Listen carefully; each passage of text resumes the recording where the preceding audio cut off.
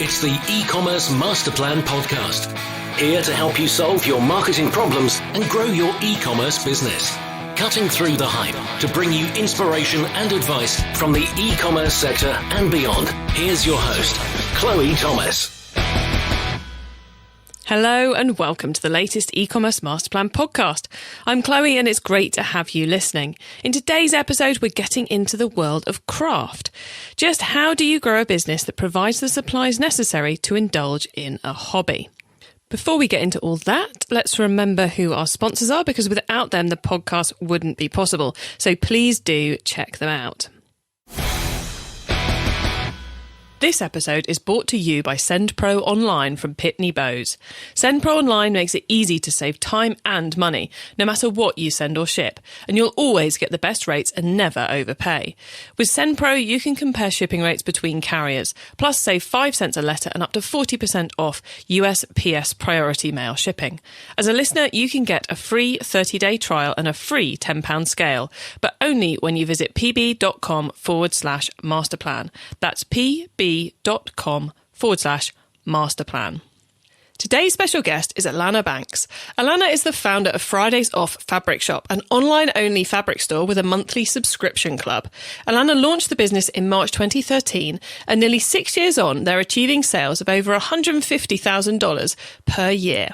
Hello, Alana. Hello, Chloe. How are you? I'm good. How are you today? I'm great. Excellent. Really cool to have a guest on from Canada, because we don't get a lot of you Canadians on. So thank you very much for joining us. And thanks for having me. Right. I've given our listeners a quick overview of you and your business and where you are at the moment, but let's go back in time a bit. How did you get started in e-commerce? Sure.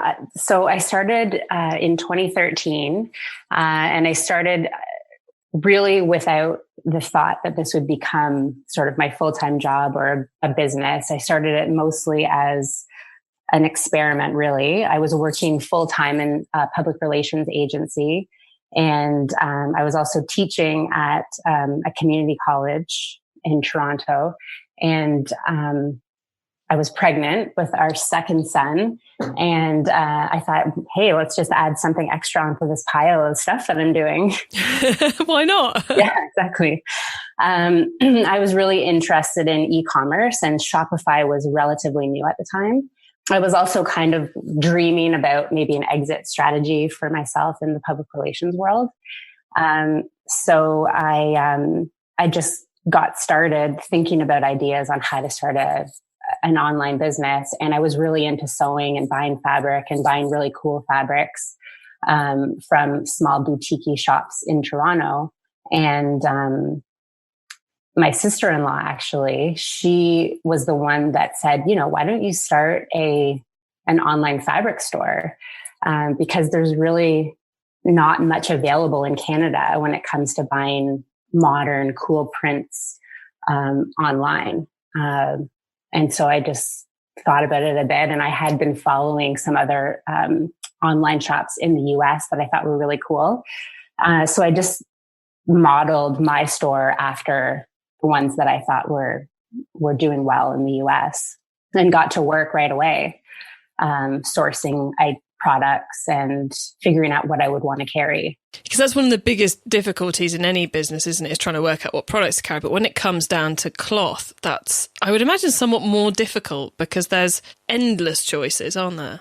Yeah, definitely. I mean, I knew what I wanted. I kind of knew the niche that I wanted to carry. So the fabrics that I carry are like modern quilting cottons. So I wasn't really into like apparel fabrics or home decor fabrics. Like, it was a very niche market that I was looking at. So when it came to honing in on the fabrics that I wanted to carry, it was pretty easy to figure out like what manufacturers I needed to go after, and then find those Canadian distributors. So I basically just got to work with an Excel spreadsheet and looked up like phone numbers and email addresses and got to work that way. And that was the first step in terms of kind of like starting this business up. And then obviously from there, I had to set up a meeting to buy the fabric, because I couldn't really get to work on the actual store until I had the product. Well, that's kind of how I worked. Maybe I would done it differently now after having more experience. But for me, I just wanted to buy the inventory, have it so that I could then go out and try to sell it. I always think there's like the perfect way of doing things, and then there's the way that works for you. And if, to set up a website, you've got to be feeling pretty confident and pretty up to do it. And if that requires you having some rolls of fabric in the house, then that's what you need to do. Yeah, so that's basically what I did. This was in January 2013, and I set up my first meeting with a local sales rep for one of the companies that I buy fabric from. And, she actually had me to her home, which I thought was a little bit weird, but whatever. I went anyway.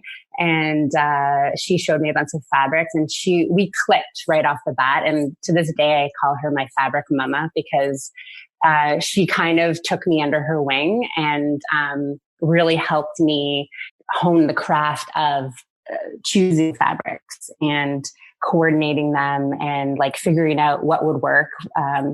Because my business model has always been such that I don't buy entire collections. I just sort of pick and choose what I like and what I think looks nice together. So I have more of a curated, like boutique experience when you come to my store, rather than some of the bigger stores that you can go and you can buy whatever. You can buy any bit of the collection.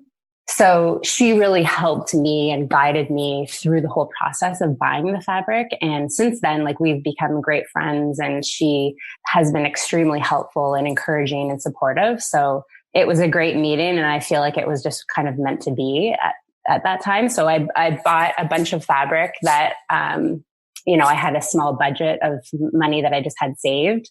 And that was my first allotment. And then from there, I was able to go and start building out the site, which ended up being a Shopify platform.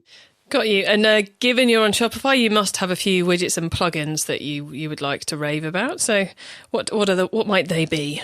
So I've got quite a few that I use, but the top ones would be I use Klaviyo for my email, which is an amazing e-commerce email platform, which is really a step above MailChimp. I was using MailChimp for a few years, but then once I switched over to Klaviyo, it's just a bit of a game changer in terms of like creating email flows and creating campaigns. You can see exactly how much money you're making off of each campaign that you send out. They do like cart abandonment emails, birthday emails. There's just endless amounts of uses with that email platform. So that one is like my top one that I love the most.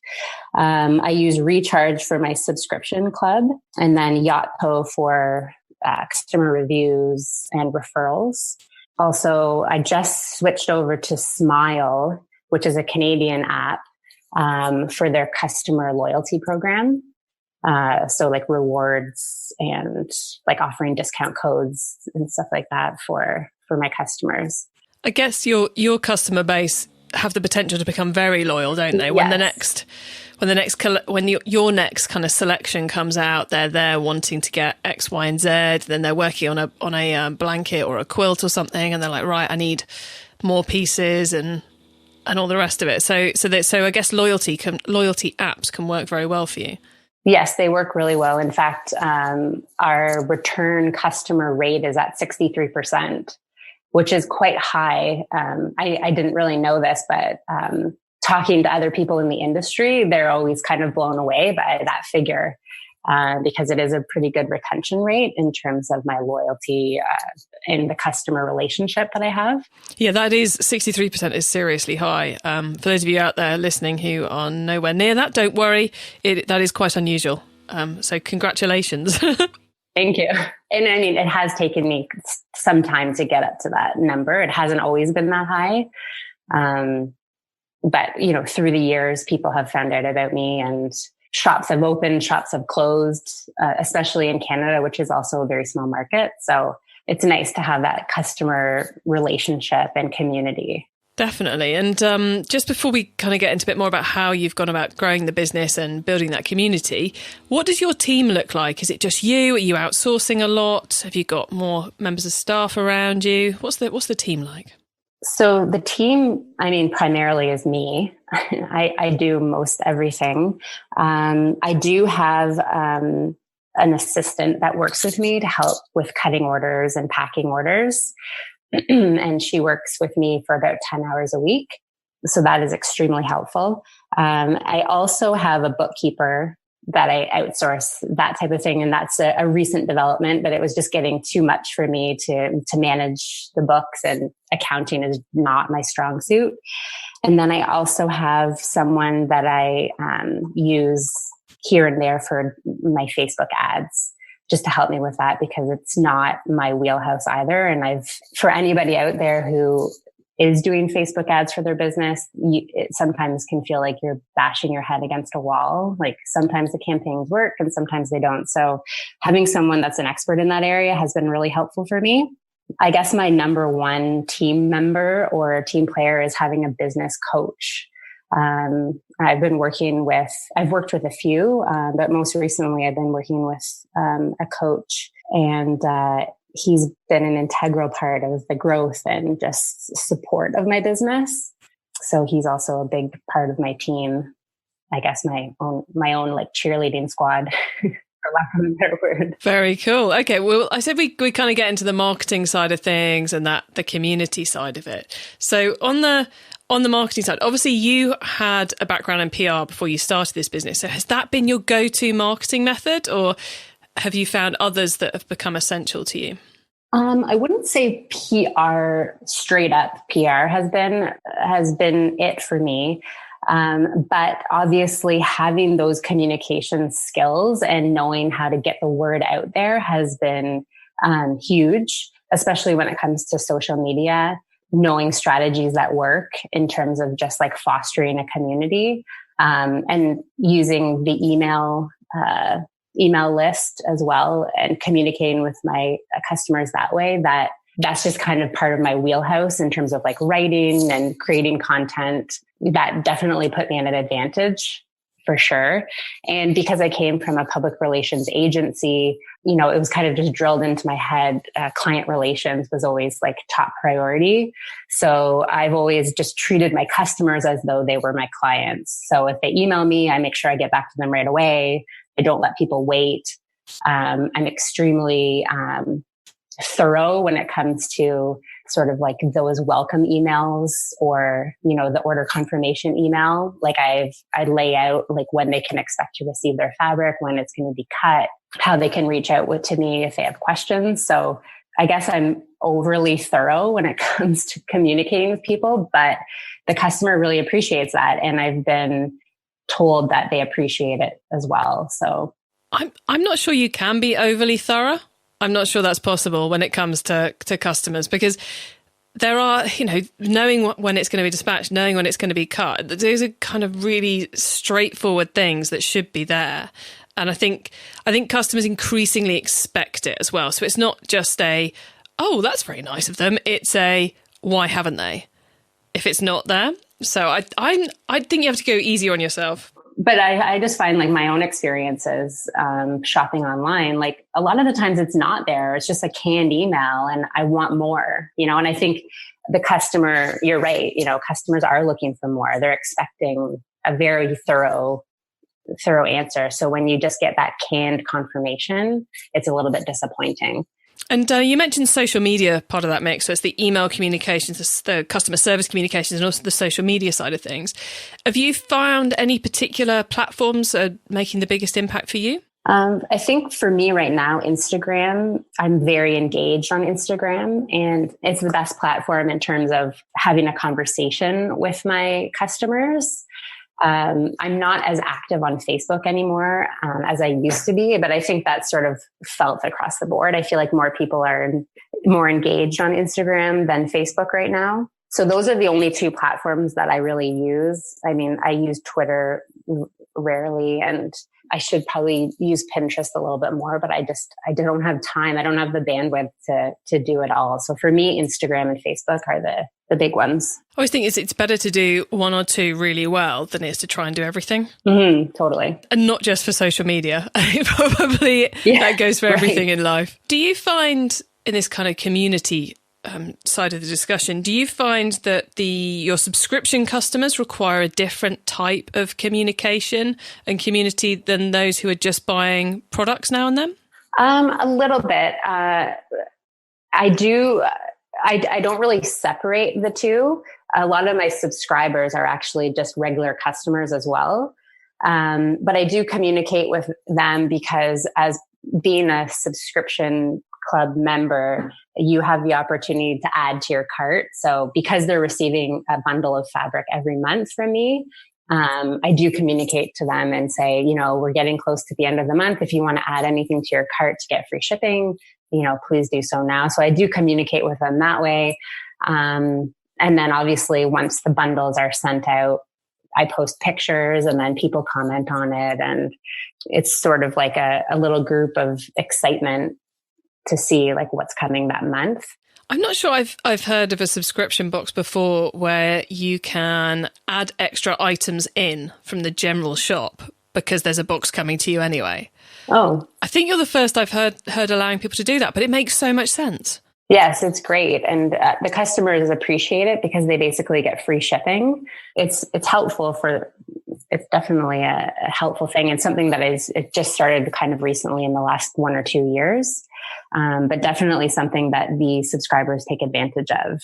And it was clearly is going to make so much sense from your end as well, because you may get a little bit of an extra order. If they wanted to buy a tenner's worth of fabric, then they're not necessarily going to just buy that one off, but they will if they've got an order coming anyway. So you're probably getting a bit of extra sales you wouldn't have got. And it's one less parcel to send out, isn't it? It's like... Exactly. Yeah. Brilliant. Yeah. Anywhere I can save on shipping costs, especially in Canada. I don't know what it's like in the UK, but our shipping in Canada is just ridiculously expensive. Well, luckily in the UK, we're quite small, so it's not too bad.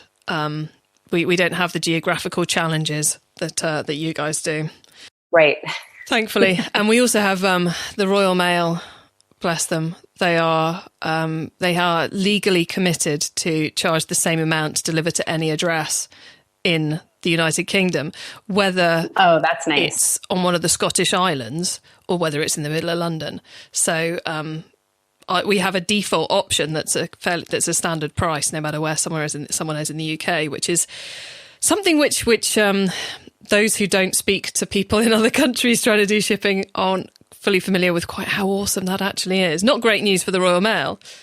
Yeah, that is that's very lucky because in Canada, our shipping, it can vary from like as low as $9 to as high as $25, depending east and west and north.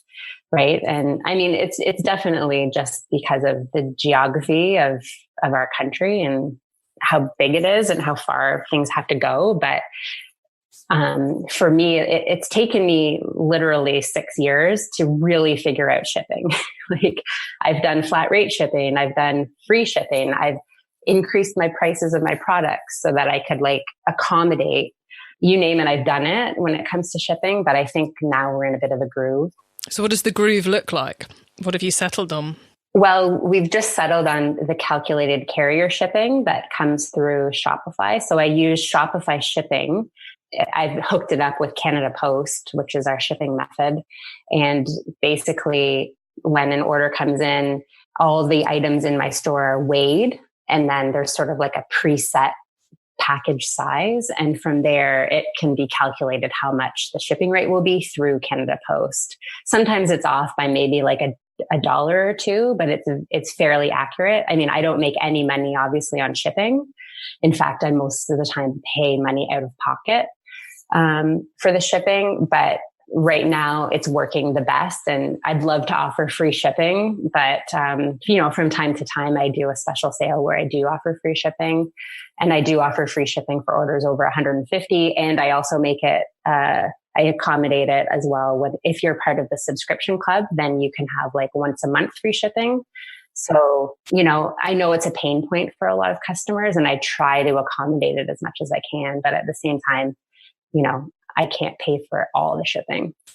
That's the thing, isn't it? It's about finding the middle ground and finding something which works for the consumer. And I know in the UK, if we had variable postage prices like that, it would probably cause issues. But in Canada, obviously, customers are used to the fact that because they live in X, they usually have to pay more. So they expect a level of altered shipping costs depending on what they're getting. And the fact you're, simply just passing on the actual postage cost to people, I don't think there's anything to complain about on that front. And then the flip, so it makes it really nice and straightforward for you. And then you've still got in the back pocket, ready to deploy when you want to, the big carrot of free shipping to get the orders in when you want to get the orders in. So it's kind of gives you that balance between what the consumer wants, what's fair to you, and you've still got that promotional angle too. Yeah, for sure. And I also do offer, because of the nature of my product, because it's fabric and it's light and thin, I was finding that I was losing out on sales where people weren't buying, because you could buy as little as just half a meter of fabric, which is nothing for me to send. It's like $1 or something like that. But when I was using sort of my other shipping models, they were ending up paying like, $15 for maybe like a $9 item when it came to shipping. So I noticed that a lot of these abandoned carts were very small orders. So I developed sort of like a tiered system. So I have like a sort of small package shipping fee, which is just $2.99. So if you only want to buy like a meter of fabric, then you can do so and pay $2.99, because for me, it costs just about that to mail it. Yeah, and of course, the people placing those small orders, they're either your most passionate customers, or I would assume they're either your most passionate customers who they just need an extra half meter to finish this quilt, or they're the person who's trying you out for the first time. And neither of those do you want to disappoint. Exactly. So I found that that's been really helpful, because I do get, quite a few orders where it's just like a meter of this or a half meter of that. And then even I noticed too, like any order sort of like under $45 is also quite small as well. So they only pay $5.99. So if you're buying like 2 meters of fabric, I can send that fairly cheap as well. It's when we're getting over 500 grams. And this is getting into like the nitty gritty of shipping within Canada, but that's okay. This is good. It's good. But if your order is over 500 grams, which is usually over 2 meters of fabric, then that's when you get into the carrier calculated shipping, which is you're looking at sort of around $9 to $18, depending on where you live in Canada. It took me a while to kind of like figure all of this out, but at least there are options for people who are not looking to, go crazy buying a lot of fabric, but maybe just want to try me out or just have something small in mind that they want to make. So I've tried to make shipping as affordable as I can for all of my customers, with also the perks of having these sales where I do free shipping from time to time. I think shipping is an under-discussed subject, and I'm sure what you've just very kindly shared with us is going to help a lot of people. I'm sure there'll be a lot of little light bulbs going off amongst the listeners, just going, oh, I could do that.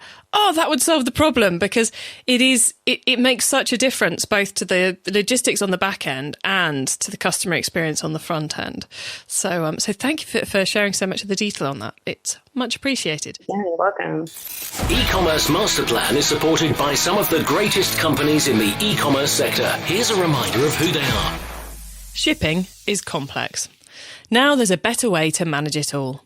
Send Pro Online by Pitney Bowes. Easily compare USPS and other shipping options, print labels and stamps on your own printer, track all shipments, plus, despite the USPS post rates increase in January, you'll still get great discounts on USPS priority mail shipping and get 5 cents off every letter you send. Send Pro Online is only $14.99 per month. You can get a free 30-day trial when you visit pb.com/masterplan, plus a free £10 scale. That's pb.com/masterplan. It's time for the top tips round. I love this section because it gives me and our listeners some really quick ideas for taking our businesses to the next level. So, Alana, here we go.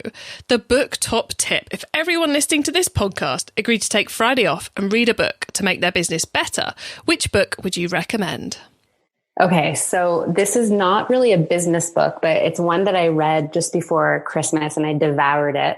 But it's called You Are a Badass, How to Stop Doubting Your Greatness and Start Living an Awesome Life by Jen Sincero. So that is a highly recommended book, and it's one that I've highlighted and reread and recommended to friends. Okay, the next top tip is the traffic top tip. Which marketing method do you either prize above all others or think doesn't get the press it deserves? For me, it's definitely email. Email marketing. If I didn't do that, I would probably lose out on 20% of my sales a month. So I highly encourage everyone to get an email list growing and start creating content that way. Brilliant advice. You're a woman after my own heart. Love a bit of email. Okay, the tool top tip. Maybe a collaboration tool, a social media plugin, a phone app, or just a way of working. Is there a cool little tool you use that makes you and your team more efficient from day to day? Well, definitely for me is my notebook. I write everything down in there. I set goals for the week for myself in my notebook. I have lists and lists and lists of things I want to do. So if I didn't have that, I don't know where I would be. Also, my Shopify app, I need that and check in with it probably like a billion times a day, partly because I'm addicted to it. Those are definitely two tools. There is a fine line between essential and addicted when it comes to business apps. That and the Instagram apps. So then the last of the top tips is the growth top tip. If you met someone today who's focused on growing their e-commerce business from 100 orders per month to 1,000, what would be your number one tip for them? I think for that, it would be setting goals for yourself, maybe even just on a daily basis. If you want to move the needle on your sales, like just making small goals, like 5 sales a day, or reaching out to a couple customers by email, or figuring out who your top customers are, and then doing a special email just for them. That really helps you move the needle, but also kind of like puts it into a small scale for you that's more achievable. I love that small scale achievable task that will get you there. Very cool. Okay, Alana, thank you so much for all your top tip answers. Before we say goodbye, though, would you please let the listeners know where they can find you and your business on the web and social media, please? Yeah, for sure. So you can find me at www.fridaysoff.ca. You can also find me on Instagram at Fridays Off. And you can find me on Facebook as well at Fridays Off Fabric Shop. Excellent. Alana, thank you so much for being on the E-commerce Master Plan podcast today. It's been a pleasure chatting with you and for getting deep into some of the detail of your business. So thank you so much for sharing it all with us. Thanks for having me. It was a lot of fun. Right then, communication and getting that shipping right. It might take you a while to find the right option, but gosh, it's clearly making a difference for Alana. Now, to get your hands on the notes from today's show, including the top tips, links and details of related episodes, then head over to ecommercemasterplan.com/podcast, or just go to the website, click on the podcast tab, or use that search box. If you're enjoying the E-commerce Master Plan podcast, then please do tell your e-commerce friends about it, whether that be via Instagram, Facebook, over a coffee, a pint, or some kind of non-dairy smoothie. We really don't mind. But please do spread the word, because the more listeners we have, the more people we can help. I hope you have a great week and keep optimizing. Thank you for listening to the E-commerce Master Plan podcast. Find out more at ecommercemasterplan.com/podcast.